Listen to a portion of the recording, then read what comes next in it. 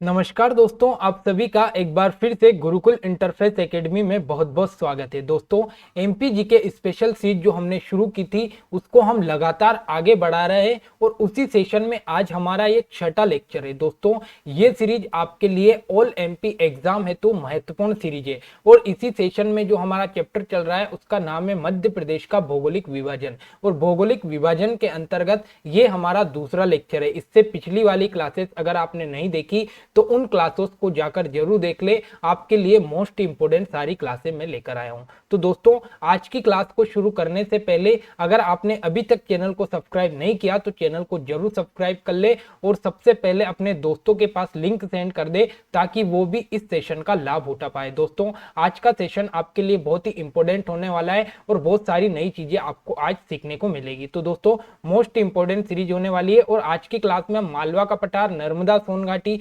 बघेलखंड का पठार और सतपुड़ा मेकल श्रेणी के बारे में पढ़ने वाले हैं। तो सबसे पहले आप अपने दोस्तों को जोड़े, उसके बाद हम यहाँ पर क्लास को शुरू करते हैं।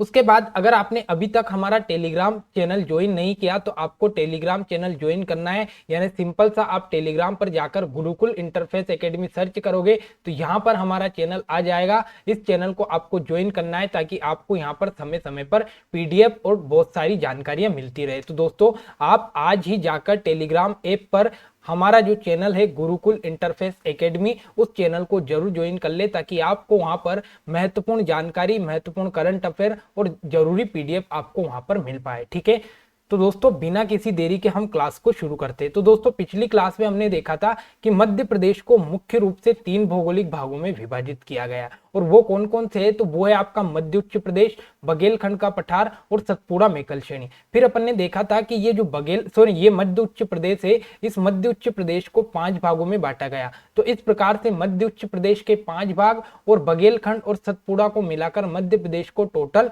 7 भागों में बांटा गया था। ये हमने पिछली क्लास में देख लिया था। तो अब मध्य प्रदेश को कुल कितने भागों में बांटा गया था, तो 7 भागों में। तो इसमें हमने सबसे पहले मध्य भारत के पठार को पढ़ लिया, बुंदेलखंड के पठार को पढ़ लिया और रीवा पन्ना के पठार को यहाँ पर पढ़ लिया था। आज की क्लास में हम मालवा का पठार, नर्मदा सोन घाटी, बघेलखंड का पठार और सतपुड़ा मेकल श्रेणी को पढ़ने वाले हैं। तो आज का सेशन आपके लिए बहुत ही इंपॉर्टेंट होने वाला है और आज की क्लास में हम मध्य प्रदेश के भौगोलिक विभाजन वाले चैप्टर को यहाँ पर कंप्लीट कर लेंगे और उसके बाद हम इसके इंपॉर्टेंट क्वेश्चन को यहाँ पर सोल्व करते हैं। दोस्तों, जैसे ही जो चैप्टर आपका समाप्त होता जा रहा है उसके हम एमसीक्यू यानी मोस्ट इंपोर्टेंट क्वेश्चन को सोल्व कर रहे हैं ताकि आपकी तैयारी यहाँ पर बेहतर हो पाए और आपको पता चले कि कितने क्वेश्चन आपके यहाँ से सही निकलते हैं और आपने जो पढ़ा है उसमें से आप कितने क्वेश्चन के सही आंसर दे पा रहे हो। तो इसीलिए हम हर चैप्टर के बाद क्वेश्चन की सीरीज यहाँ पर लेकर आए। तो दोस्तों, आज की क्लास में हम सबसे पहले पढ़ने वाले हैं मालवा के पठार को। तो मोस्ट इंपोर्टेंट है, मालवा के पठार के बारे में सबसे पहले हम पढ़ते हैं। तो सबसे पहले बात आती है कि आखिर मालवा के पठार का निर्माण कैसे हुआ। तो निर्माण देखने से पहले सबसे पहले आप मैप की ओर चले और मैप में आप देखें कि ये जितना भी रेड कलर में आपको एरिया दिखाई दे रहा है जिसमें लिखा है मालवा का पठार और 28% आपको यहाँ पर लिखा हुआ दिखाई दे रहा है। तो ये टोटल जो आपको रेड कलर में क्षेत्रफल दिखाई दे रहा है, ये क्षेत्र दिखाई दे रहा है, ये आपका कौन सा पठार है, तो ये आपका मालवा का पठार। तो ये पूरा क्षेत्र आपको मालवा का पठार है और आप देख सकते हो कि सबसे बड़ा क्षेत्र आपको दिखाई देगा मालवा का पठार। ठीक है, तो बात करते हैं सबसे पहले मालवा के पठार के निर्माण की। तो दोस्तों, इस पठार का निर्माण दक्कन ट्रेप की लार्वा द्वारा बनी बेसाल्ट चट्टानों से हुआ। ठीक है, ये लाइन आपको याद करना है और अब मैं आपको इसका बारे में पूरा एक्सप्लेन करता हूं। तो आपको बस इतना याद रखना है कि दक्कन ट्रेप की जो लार्वा द्वारा बनी बेसाल्ट चट्टाने, उसके द्वारा इन पठार का निर्माण हुआ। तो कौन सी चट्टाने, तो बेसाल्ट चट्टान। अब देखना कैसे हुआ इसका निर्माण। तो सबसे पहले क्या हुआ कि काफी पुरानी बात है, क्या हुआ, एक ज्वालामुखी निकली। अब ज्वालामुखी जब फटता है तो उसमें से गर्म पदार्थ निकलता है और उस गर्म पदार्थ को हमने क्या बोला, तो वो गर्म पदार्थ है आपका क्या, लार्वा। ठीक है, तो आप दोनों इमेज में देखो, यहाँ पर पहले इमेज में आपको दिखाई दे रहा है कि यहाँ पर क्या हुआ कि ये ज्वालामुखी फटी और जब ज्वालामुखी फटी तो उसके में से एक लार्वा जैसा पदार्थ निकलता है जो आपको इसके आसपास दिखाई दे रहा है। तो ये क्या, आपका लार्वा। ठीक है, अब क्या हुआ कि ज्वालामुखी फटने के बाद आपका लार्वा निकला और लार्वा धीरे धीरे धीरे समय के साथ ठंडा होता गया। अब जब लार्वा समय के साथ ठंडा हुआ तो यहां पर लार्वा की बन गई कौन सी चट्टाने, तो बेसाल्ट चट्टाने। ठीक है, तो आपको याद रखना है कि क्या हुआ, ज्वालामुखी का उद्गार हुआ और ज्वालामुखी के उद्गार होने से लार्वा निकला और जब लार्वा धीरे धीरे समय के साथ ठंडा हो गया तो ये लार्वा बन गया आपकी बेसाल्ट चट्टाने। ठीक है, और जब ये बेसाल्ट चट्टाने समय के साथ साथ बारिश के मौसम में भूकंप इन सब के कारण टूट-फूट हुई, यानी जब बेसाल्ट चट्टानों में टूट-फूट हुई तो इसी बेसाल्ट चट्टान से किसका निर्माण हुआ, तो इसी बेसाल्ट चट्टान से आपकी काली मिट्टी का निर्माण हुआ। तो आपको यहां पर समझ में आ गया होगा कि जो मालवा का पठार है उसका निर्माण कौन सी चट्टानों से हुआ। तो आपको सिंपल सा याद रखना है कि मालवा के पठार का निर्माण बेसाल्ट चट्टानों से हुआ। और इन बेसाल्ट चट्टानों का निर्माण कैसे होता है, तो ज्वालामुखी के उद्गार से जो लार्वा निकलता है, इस लार्वा के द्वारा बेसाल्ट चट्टान बनती है और जब बेसाल्ट चट्टानों में टूट फूट होती है तो इन्हीं बेसाल्ट चट्टानों के द्वारा आपकी काली मिट्टी का निर्माण होता है। तो आपको सिंपल सा कितना याद रखना है कि मालवा के पठार का निर्माण कैसे हुआ, तो दक्कन ट्रेप के द्वारा जो बनी ज्वालामुखी के उद्गार से निकला लार्वा और लार्वा के द्वारा बनी बेसाल्ट चट्टानों से मालवा के पठार का निर्माण हुआ और मालवा के पठार में जो बेसाल्ट चट्टानों के टूट-फूट के कारण काली मिट्टी का निर्माण हुआ। ठीक है, तो ये आपका पूरा कहानी है कि किस प्रकार से आपके मालवा का पठार का निर्माण हुआ। ठीक है, अब आगे बढ़ते हैं, ये आपकी काली मिट्टी।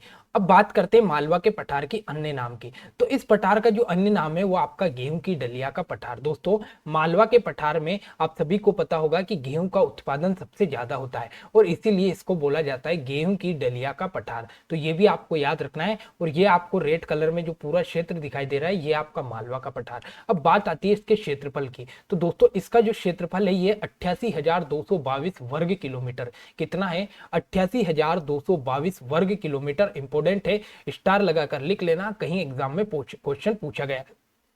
तो इसका जो क्षेत्रफल है वो है आपका 88,222 वर्ग किलोमीटर, जो कि टोटल मध्य प्रदेश के क्षेत्रफल का कितना है, तो 28% टोटल क्षेत्रफल है। यानी कि सबसे बड़ा क्षेत्र आपको दिखाई दे रहा है, तो ये मध्य प्रदेश का सबसे बड़ा भूभाग है। ठीक है, तो मध्य प्रदेश का सबसे बड़ा भौगोलिक भूभाग कौन सा है, तो आपको बता देना है कि मालवा का पठार है। ठीक है, आई होप कि यहां तक की कहानी क्लियर है। अब अगर इसमें जिले देखें तो बहुत ही बड़ा भूभाग यहां पर आ रहा है, तो जिलों की संख्या भी बहुत ही ज्यादा है। तो इसमें सबसे पहले हम बात करें तो मंदसौर, रतलाम, उज्जैन, राजगढ़, आगरमालवा, शाजापुर, अशोकनगर, गुना, देवास, सीहोर, भोपाल, रायसेन, विदिशा, इंदौर और झाबुआ, ये सारे जिले किसके अंतर्गत आते हैं, तो ये सारे जिले आपके आते हैं मालवा के पठार के अंतर्गत। अब आपको यहां से कंफ्यूज नहीं होना है कि ये वाला जिला इसमें थोड़ा सा आ रहा है, ये जिला पूरा आ रहा है।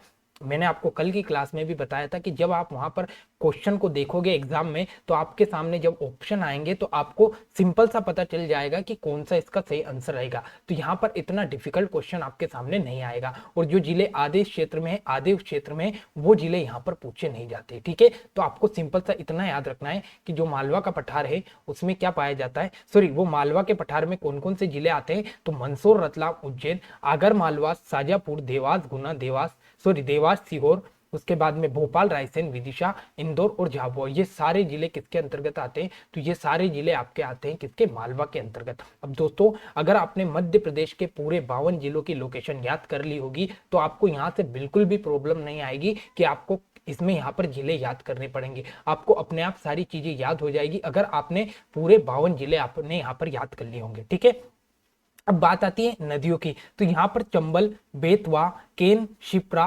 पार्वती, काली सिंध, पार्वती और बेतवा, ये यहाँ की प्रमुख नदियां है जो आपके मालवा के पठार में बहती है। एक बार फिर से सुन ले, चंबल, बेतवा, केन, शिप्रा, काली सिंध, पार्वती और बेतवा, ये सारी नदियां कहाँ से बहती है, तो ये बहती है आपके मालवा के पठार से। और दोस्तों, जब हम नदियों वाला चैप्टर पढ़ेंगे तो वहां पर आपको बिल्कुल क्लियर हो जाएगा कि कौन सी नदी कहाँ से निकलकर किधर किस क्षेत्र में जाती है। ठीक है, वहीं मिट्टियों की बात करें तो मैंने आपको बता दिया कि जो दक्कन ट्रेप की चट्टानें हैं जब उनमें टूट फूट हुई, जब उनमें अपरदन हुआ तो उनसे कौन सी मिट्टी का निर्माण हुआ, तो काली मिट्टी का निर्माण होता है और यही काली मिट्टी आपके मालवा के पठार में पाई जाती है। ठीक है, तो सिंपल सा आपको सबसे पहले इसका अन्य नाम बताना है, तो गेहूं की डलिया का पठार है। इसका अगर क्षेत्रफल पूछे तो 88,222 वर्ग किलोमीटर इसका क्षेत्रफल है, जो मध्य प्रदेश के टोटल क्षेत्रफल का कितना है, तो टोटल क्षेत्रफल का 28% है। वहीं अगर आपसे पूछे कि मध्य प्रदेश का सबसे बड़ा भौगोलिक भूभाग कौन सा है, तो आपको बताना है कि मध्य प्रदेश का सबसे बड़ा भौगोलिक भूभाग कौन सा है, तो वो है आपका मालवा का पठार।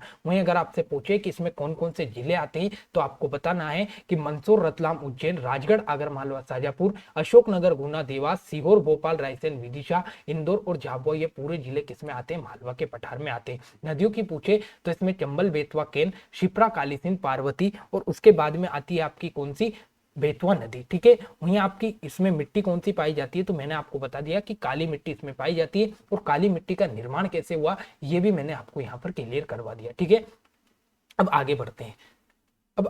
यहाँ पर अगर जलवायु की बात करें तो यहाँ पर जलवायु की बात करें तो यहाँ पर सम जलवायु पाई जाती है। कैसी जलवायु पाई जाती है, तो यहाँ पर आपका सम जलवायु पाई जाती है। ठीक है, तो ये भी आपको याद रखना है, यानी कि यहाँ पर गर्मी में ना तो ज्यादा गर्मी पड़ती है और ठंड में ना ज्यादा ठंड पड़ती है। तो यहाँ की जो जलवायु है और ये सम जलवायु। जब यहाँ पर एक चीन से एक यात्री आया था जिसका नाम था फाइयान। ठीक है, तो चीनी यात्री फाइयान जब यहाँ पर आया तो उसने बताया कि मालवा की जो जलवायु है ये विश्व की सर्वश्रेष्ठ जलवायु है। ठीक है, तो आपसे कई बार और हर एग्जाम में क्वेश्चन पूछ लिया गया है कि मालवा की जलवायु को विश्व की सर्वश्रेष्ठ जलवायु किसने बताया, तो आपको याद रखना है कि जो चीनी यात्री फाइयान यहाँ पर आया था, इस चीनी यात्री फाइयान ने मालवा की जलवायु को विश्व की सर्वश्रेष्ठ जलवायु बताया है। वहीं अगर इसकी प्रमुख चोटियों की बात करें तो इसकी प्रमुख चोटी सबसे पहली आती है सिगार। तो सिगार की अगर ऊंचाई पूछे तो इसकी ऊंचाई है 881 मीटर और सिगार इस पठार की सबसे ऊंची चोटी है। ठीक है, तो आपसे पूछेगा कि मालवा के पठार की सबसे ऊंची चोटी कौन सी है, तो आपको बताना है कि सिगार 881 मीटर मालवा के पठार की सबसे ऊंची चोटी है।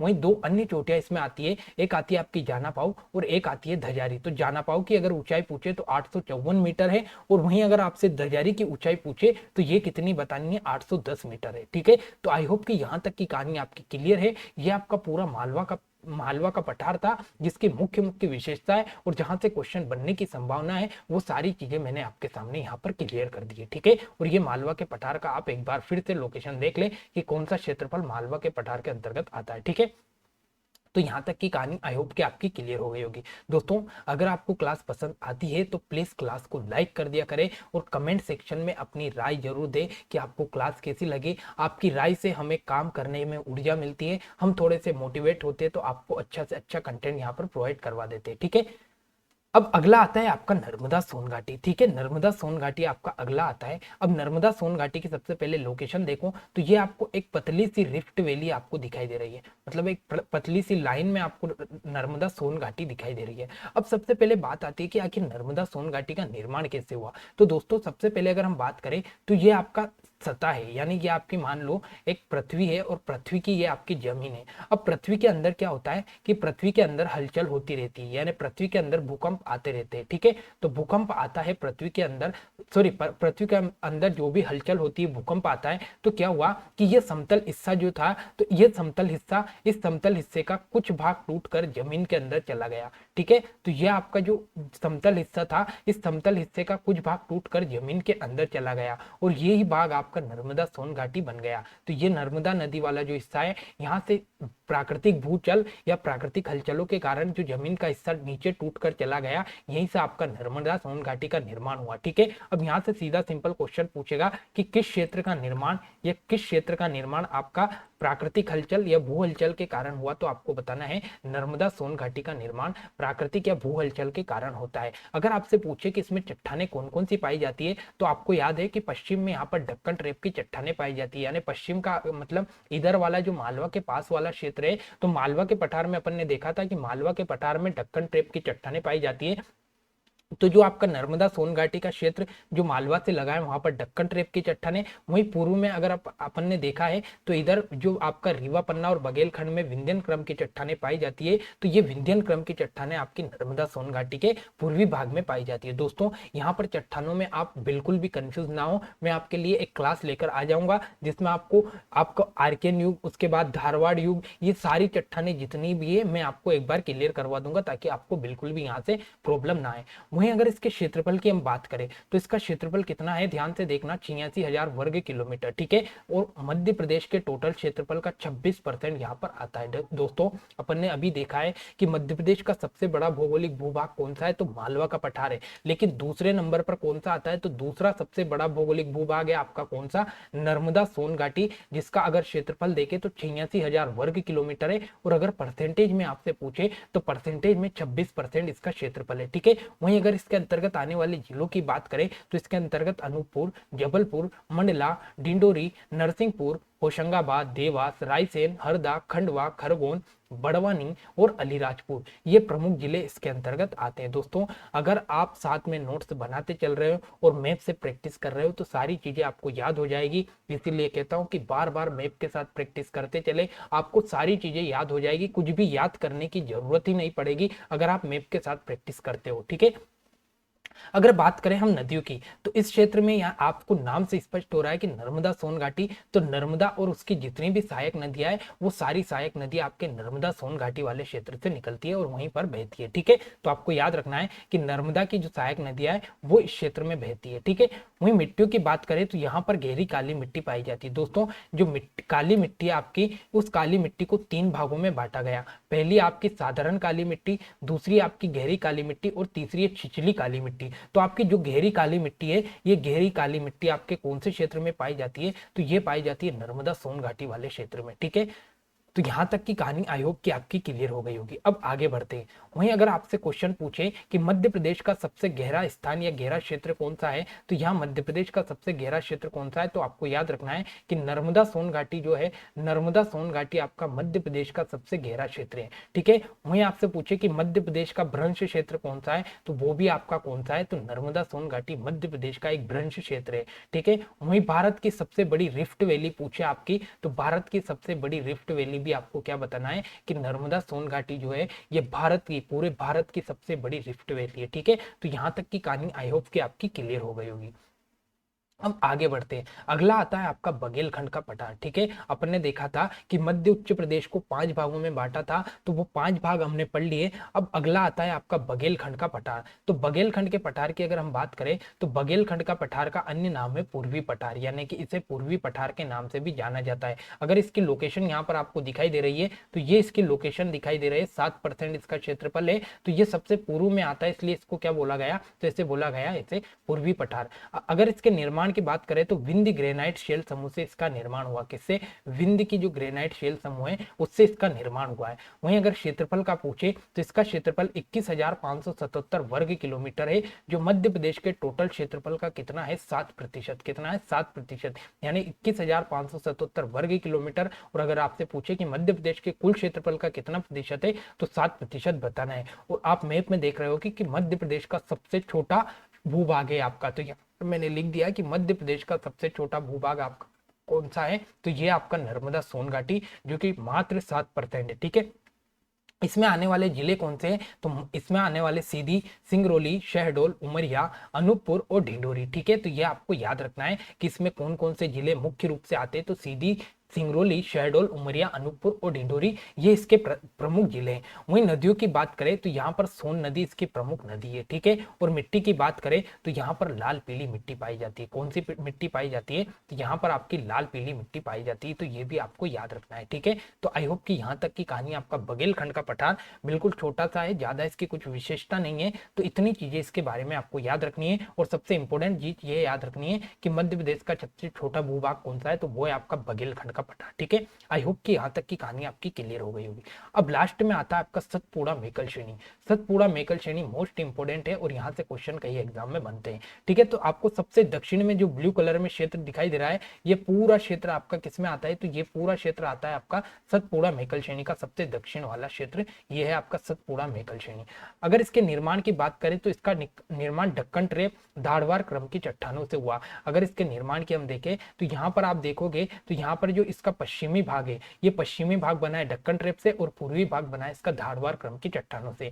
वहीं अगर इसके क्षेत्रफल की बात करें तो 34,000 वर्ग किलोमीटर इसका क्षेत्रफल है, जो कुल क्षेत्रफल का कितना है, 11% है। ठीक है, तो याद रखना जो सतपुड़ा मेकल श्रेणी इसका क्षेत्रफल 34,000 वर्ग किलोमीटर है और ये मध्य प्रदेश के कुल क्षेत्रफल का कितना है, 11% है। वहीं इसके अंतर्गत आने वाले जिलों की बात करें तो इसके अंतर्गत बालाघाट, सिवनी, छिंदवाड़ा, बैतूल, हरदा, होशंगाबाद, खंडवा, बुरहानपुर और खरगोन, ये जिले इसके अंतर्गत आते हैं। वहीं नदियों की हम बात करें तो इसके अंतर्गत बेनगंगा, वर्धा और पेंच, ये यहाँ की प्रमुख नदियां है जो इस क्षेत्र में बहती है। ठीक है, तो ये भी आपको याद रखना है। वहीं अगर मिट्टियों की बात करें तो इस क्षेत्र में छिछली काली मिट्टी और साथ ही लेटेराइट मिट्टी पाई जाती है। दोस्तों ये जो लेटेराइट मिट्टी है ये पर्वतीय वाले क्षेत्र में पाई जाती है, और आपका सतपुड़ा मेकल श्रेणी पर्वतीय क्षेत्र है, तो ये आपका पर्वतीय क्षेत्र में पाई जाने वाली मिट्टी कौन सी है? लेटेराइट मिट्टी है। और छिछली काली मिट्टी ये काली मिट्टी का ही दूसरा तीसरा भाग है। ठीक है, तो ये भी आपको याद रखना है। आई होप कि यहाँ तक की कहानी आपकी क्लियर हो गई होगी। ठीक है, अब कहानी को आगे बढ़ाते हैं।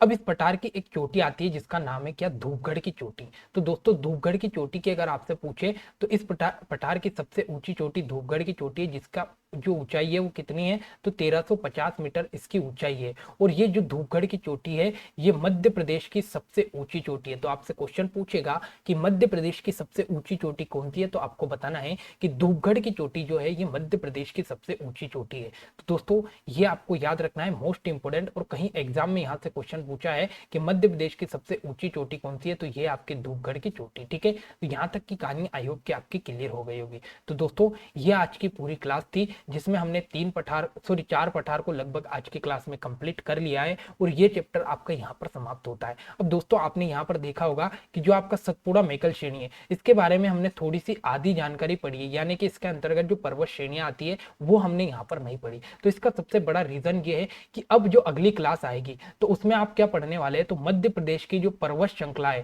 तो मध्य प्रदेश की पर्वत श्रृंखलाएं हम अगली क्लास में पढ़ेंगे। तो मध्य प्रदेश की पर्वत श्रृंखला जब हम पढ़ेंगे तो वहां पर आपको एक बार फिर से सतपुड़ा मेकल श्रेणी पढ़ना है, और सतपुड़ा मेकाल श्रेणी में जो जो पर्वत श्रृंखलाएं छोटी छोटी आती है उनको भी पढ़ना है। और फिर उसके बाद में हम उसी में हम पढ़ेंगे विंध्याचल पर्वत श्रेणी। कौन सी? विंध्याचल पर्वत श्रेणी, जो मोस्ट इंपोर्टेंट यहाँ पे बन जाता है। तो ये सारी चीजें फिर से अगले चैप्टर में हमें पढ़नी है, इसलिए मैंने सतपुड़ा मेकल श्रेणी को थोड़ा सा यहाँ पर शॉर्ट में ले लिया। तो दोस्तों आई होप कि आपको क्लास पसंद आई होगी, और जितना कंटेंट है ये आपके लिए सफिशिएंट है। इस कंटेंट को आप बेहतरीन तरीके से याद कीजिए, अच्छे तरीके से नोट्स बनाते चलें ताकि आपकी तैयारी यहाँ पर बेहतर हो। तो दोस्तों आपके लिए एक बहुत ही बड़ी सूचना है दोस्तों, एक नई सीरीज आने वाली है जिसका नाम रखा है हमने दमदार सीरीज। और इस सीरीज में लगभग मैं आपके लिए 30 से 35 वीडियोस लेकर आऊंगा, 30 से 35 क्लासेस रहेगी। और ये मानकर चले कि ये 30 से 35 क्लासेस जिसने बना ली, नोट से बना लिए और याद कर लिए, तो ये मानकर चले कि 8 से 10 नंबर कंप्लीट, 8 से 10 नंबर कंप्लीट। क्योंकि इस सीरीज में